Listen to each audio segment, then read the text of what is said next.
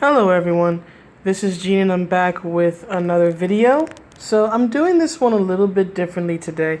I apologize for the lo-fi stylings, but I'm doing another, I wouldn't quite call this a comic review. I would say that this is a review of a comic preview.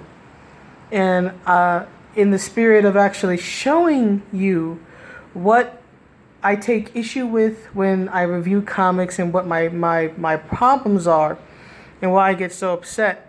I wanted to do the video this way, so it's not going to be a face cam. It's going to be forward facing my laptop in this case. So as you can see, I'm on cbr.com.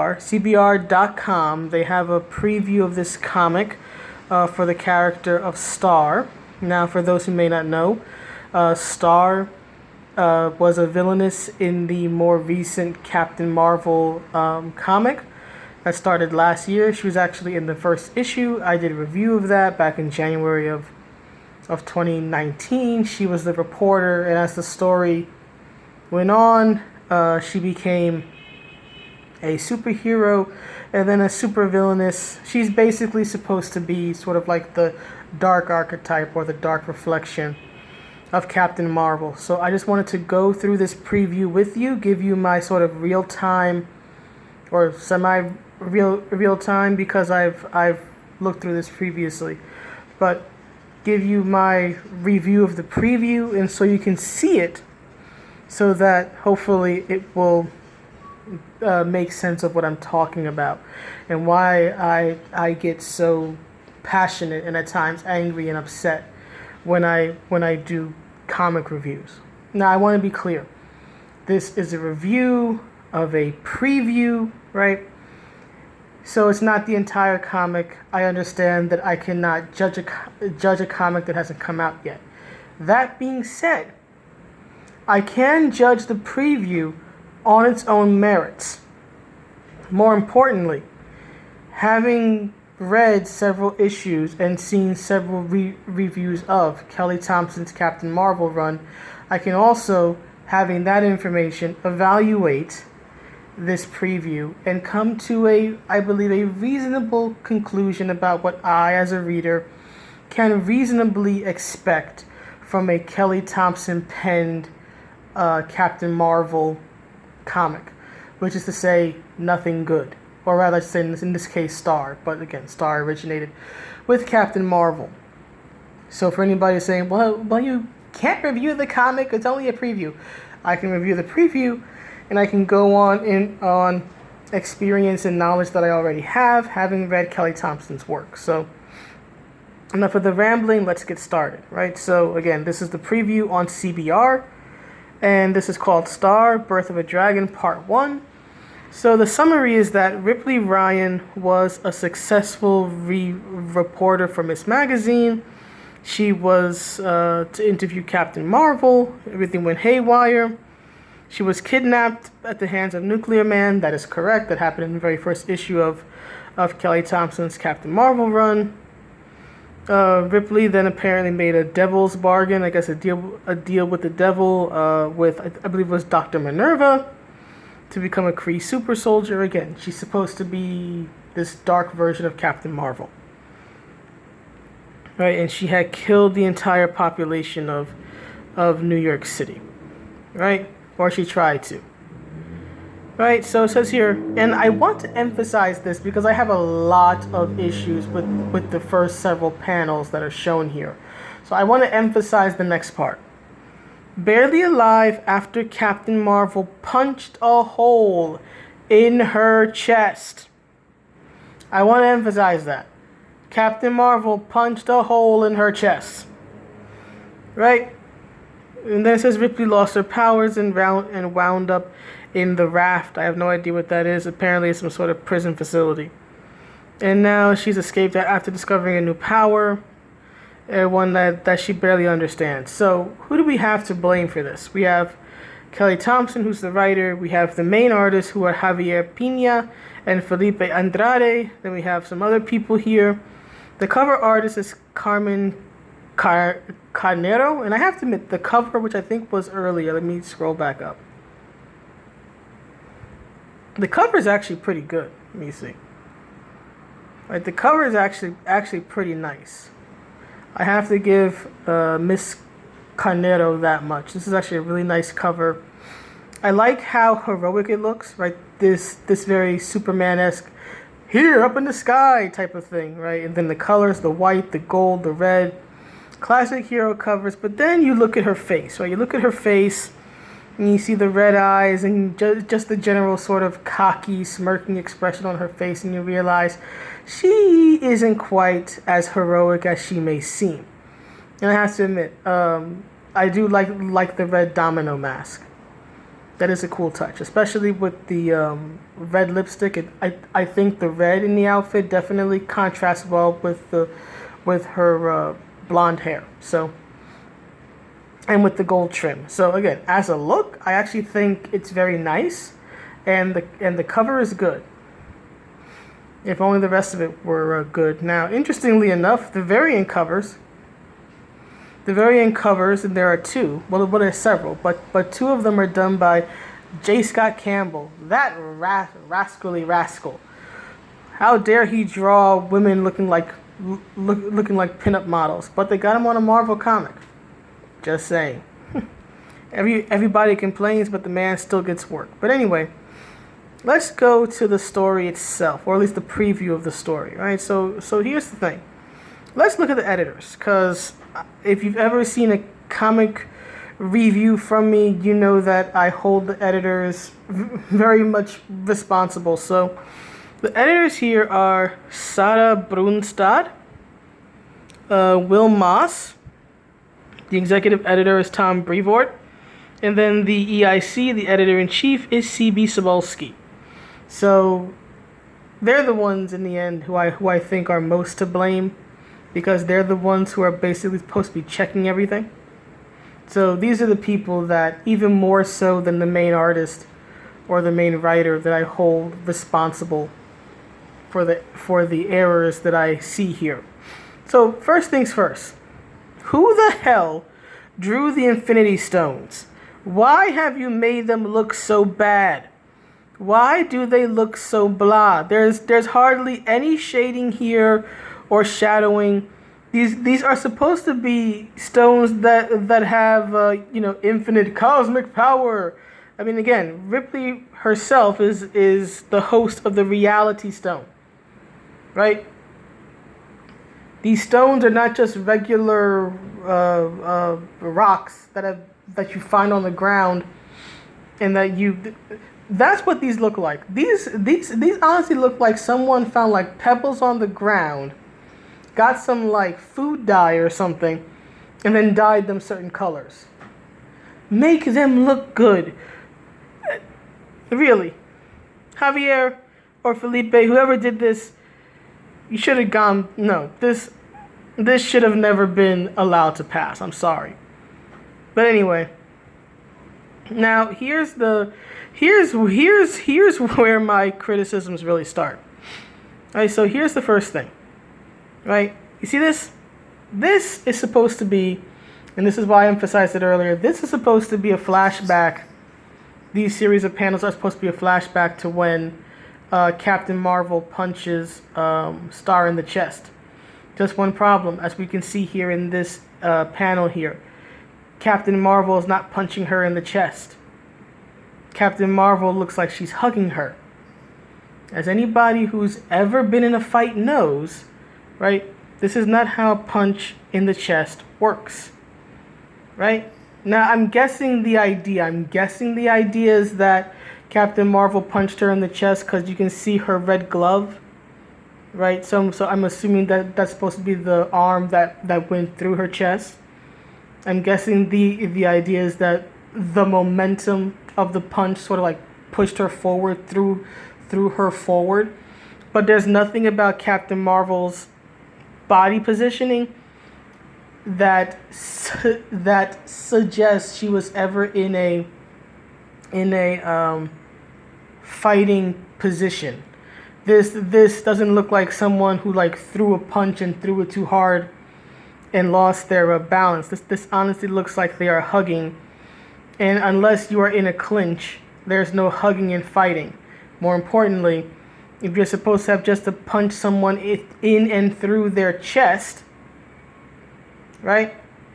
Punch somebody through their chest, you're not going to be standing that close to them. Your arm is going to be extended. Maybe your fist is partially through, but your arm's going to be extended, right? Let me show y'all what a punch to the chest looks like. One moment.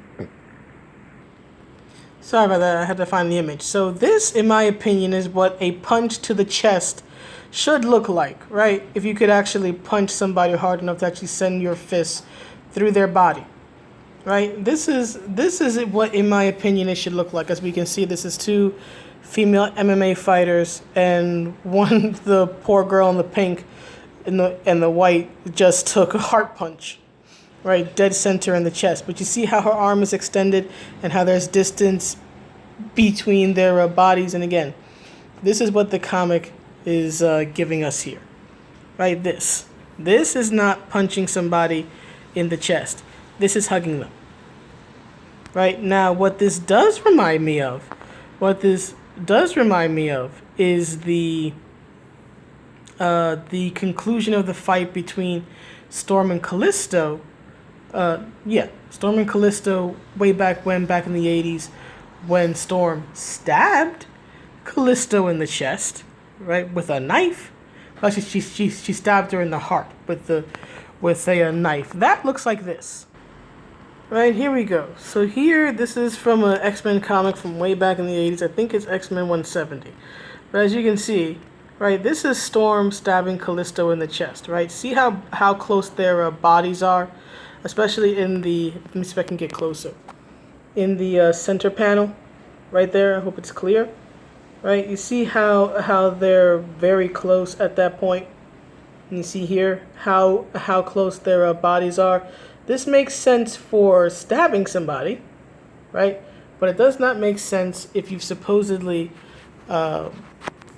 punched through someone's chest cavity, right? So let's go back to this. So there's the first problem, which is this right here. This just makes absolutely no sense for what they want us to believe happened. Number two, right? You see this panel here? I hate this panel. Although I have to admit that the red domino mask is a really nice look, especially with the red lipstick. But look at this here, right? You see how, again, this, at least my understanding, this panel here, right, is supposed to be a close-up of their faces. So it's supposed to be this scene up here, right, as you can see, Star's head, her chin, is on Captain Marvel's shoulder, and Captain Marvel's face, she's facing away, right, which would mean that her chin, her head is on Star's shoulder. So it's supposed to be this up here, right, but a close-up of it.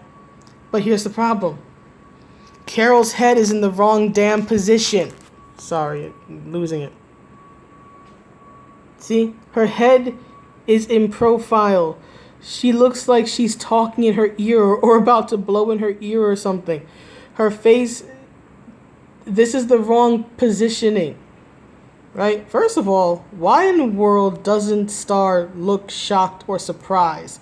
She's just been punched in the chest. Even if you want to argue, oh, you know, it's shock, her body hasn't registered yet, she should still at least have an expression of surprise on her face, right? No surprise here. Sorry about that. No surprise here. Maybe yes. Damn it. Sorry. I dropped it. Maybe a smidgen of surprise up here. It's hard to tell. Right? Because her face really, especially with my phone here, but her face really is not all that clear, I guess you could say. But certainly here, you would think that there might be a look of shock on her face. But still, Captain Marvel's head should not be facing this way. You shouldn't be able to see her lips, her nose, or anything. All we should be seeing is her curtain of blonde hair facing us as Star is facing us. It should be Star's head here, and then Captain Marvel's blonde hair right next to her. What it should look like is this. Let me go back to this here. You see the center panel? right? See the center panel, how all we see is the back of Storm's arm and part of her back and her hair. And we see Callisto's face looking like it's somewhat in shock. Right, looking like she is surprised. That's what we should be seeing with Captain Marvel. But what we are getting with her, or rather with Star, I should say. With Star. What we are getting is this, which again makes no sense for the situation that they are trying to present to us. Now, I don't blame Kelly Thompson for this. She's the writer. This is on the artist. So Javier and Felipe, y'all did not do a good job here at all with the way that you drew these two panels here, in my opinion. Then we get to the third panel, which is her finally having some sort of response, right? And then we get to this panel. We just got into some Mortal Kombat stuff now. This is Cassie Cage fatality, right? Like Cassie's chest fatality thing, right? This is what we are at now. We are in Mortal Kombat. But take a good look at Star's face, right? See how elongated her face is and how, I would say, slim her face is and not Kubrick. Now, keep this in mind because now we're going to go to the present day, right? This is supposed to be the end of her battle with Captain Marvel. So now we're going to go to the present day. Totally different face. Now, I have to admit, I do like the expressiveness, right? You see her mouth is open, the eyes are wide, right? She looks absolutely shocked. But it's an entirely different face. Look how round her face is compared to this. It's an entirely different face. Now, some may say, well, she has a different haircut here. As you can see, it's short on this side and much longer on that side. I call BS because while a haircut may frame your face differently, it does not change the shape, the actual shape of your face. The shape of her face is entirely different here. Now, I think that the art looks good here. I think it actually looks better here than it does up here. But it's an entirely different face. She looks younger and much more, I would say, childlike here, right? So there's that. Now we get to this, right? I don't know if it's coming up too well on the phone, right? So then this is her talking about trauma and everything, and that the trauma isn't going to go away. Then she says here that it's not every day that Captain Marvel tries to kill you, or does, and that you survive anyway. Now this is something that I am going to get on Kelly Thompson for, because the first several panels aren't her fault. There's barely any dialogue there. That's all art. That's on the artist. But here's the thing, right?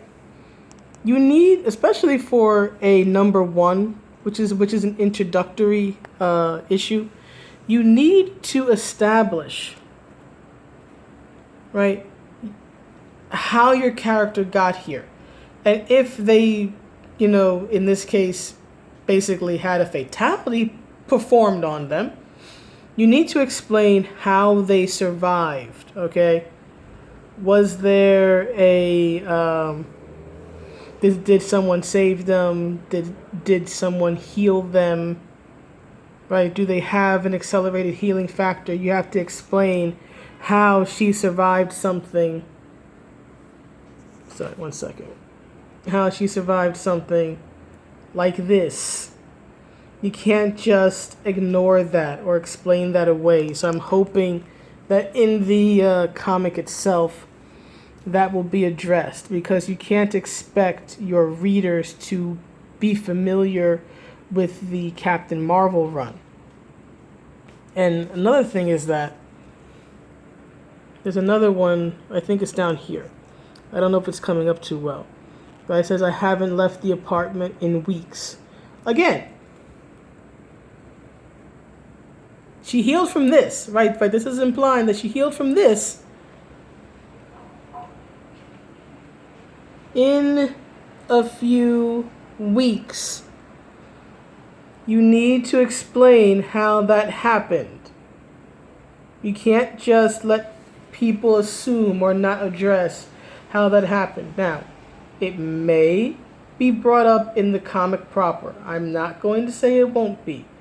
I don't think it'll be, having read Kelly Thompson's work previously, but it is possible that she might address how she was able to not die from this and only be off of her feet for a few weeks. But unless she explains it, I'm calling BS on all this.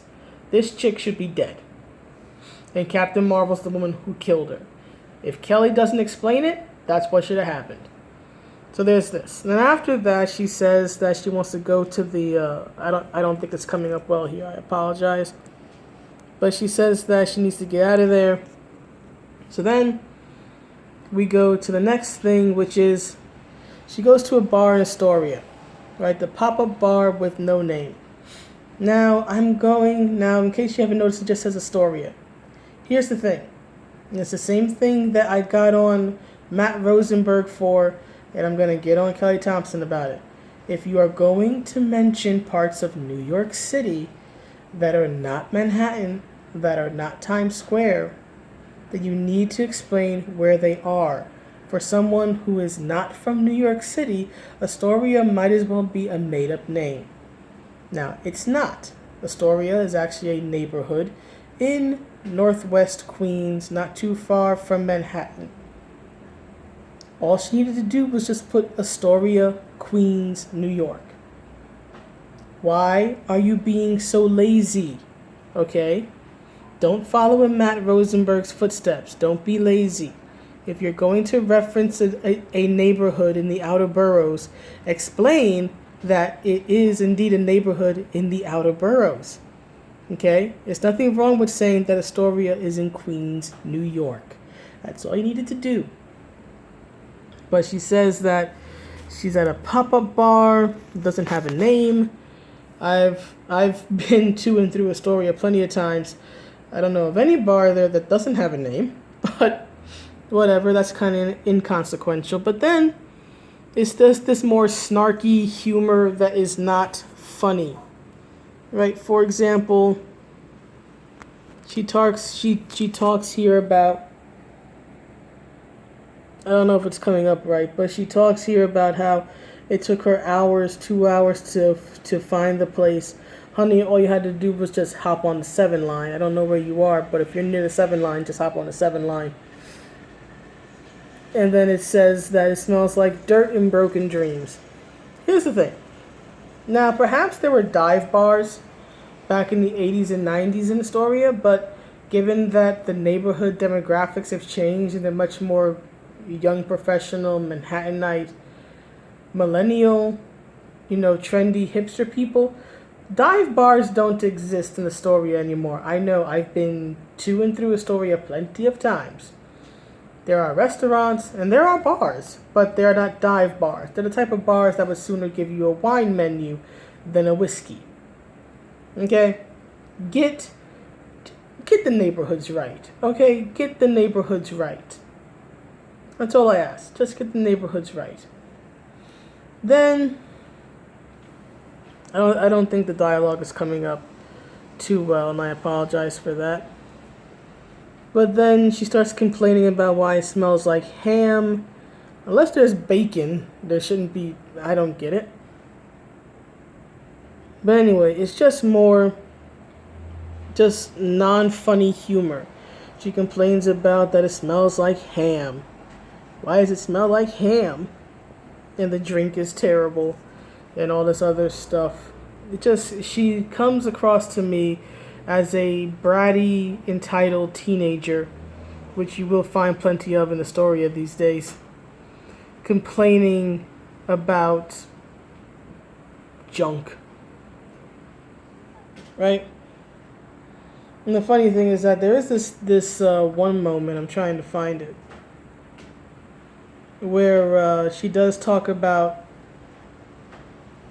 how she has big problems, but that she also has average problems, such as not having a job and no one's keen on running her articles because she tried to kill Captain Marvel and she nearly killed New York City in the process, and she's running out of money, and that she didn't have a lot of friends.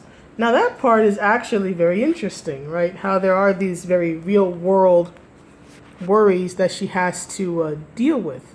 Now that would actually serve to make me feel some sympathy toward her, even if she is the main villainess from the previous run, except for one thing. You had all this BS, all these panels prior to it with your ineffectual humor. I don't feel bad for her in these panels up here. Okay? You are setting her up, in my opinion, for readers to not feel bad for her. She comes across in these earlier panels as a whiny child. So when we finally do get to the panel when she talks about how she doesn't have a job and she's running out of money and she can't find work and all this stuff, issues that actually could make her sympathetic, but you've buried them under all these other panels that make her look like a brat. So by the time I finally get here, it's like, oh, well, too bad, so sad. Don't do that. If you want me to have sympathy for the villain, if you want me to have sympathy for the devil, as it were, you need to start building that sympathy early, right? Don't make me dislike the person and then try to make them sympathetic, like 6 panels in. You are not skilled enough. You are not a skilled enough writer, Kelly Thompson, to suddenly change my mind on how I feel about this character 6 panels in. I'm sorry, honey, but you're not. But anyway, it's just her in this bar. And then she mentions that she has the reality stone, but that she doesn't know how to control it, so it might as well be useless.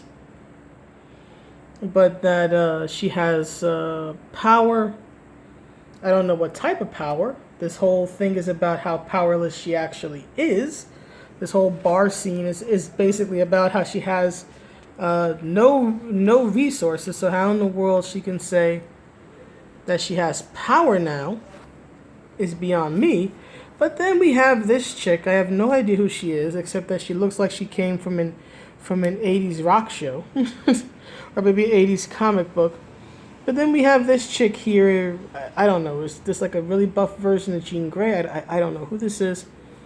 But she's trying to bully her, telling her to move. And when she tries to act tough and say, I'm not going to move, this chick here is like, you better move or I'll move you. And then, of course, Ripley's trying to tell herself in vain that she's strong, right? Be strong. Strong.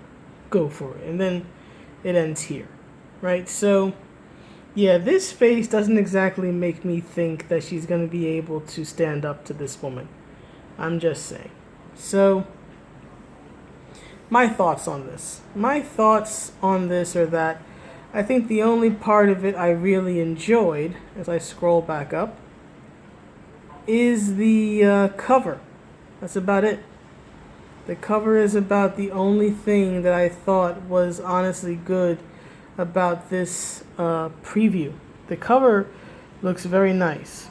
And the red and everything, the domino mask, that's good. But that's about the only thing that I thought was good.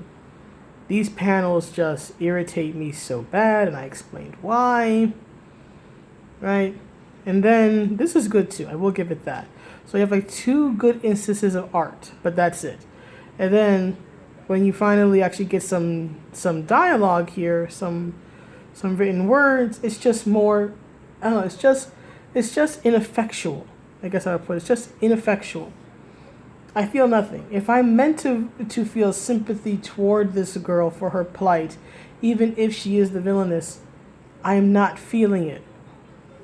Now, again, this is a very expressive panel, and this is probably where I'll just stay for the rest of the video, because I do like it's just very intense, right? And that's good. I'm always a sucker for a good headshot, but outside of a few things that were mainly artistic in nature, this and the cover, this is in my opinion, a terrible preview, because I don't care what happens next. I don't care if Star can hold her own against. Let me scroll down. Against spiky redhead chick. I don't care. I absolutely do not care if she can defend herself here, because I have absolutely no sympathy for this character. I don't care that Captain Marvel did Cassie Cage's fatality on her and attempted to kill her. I don't care. And the worst thing that you can have when you have a preview for a comic is to make the reader not care. I'm more offended by how those panels were not depicting, right, how these panels up here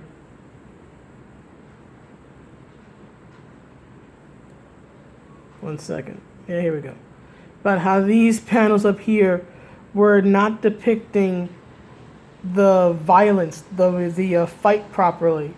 That bugged me more, and that elicited more of a reaction out of me than anything else in this preview did. So, having seen this and having read Kelly Thompson's work before, having read the first 4 issues of her Captain Marvel run from last year, and having followed the reviews of the series since, I don't think that this comic is going to turn out well.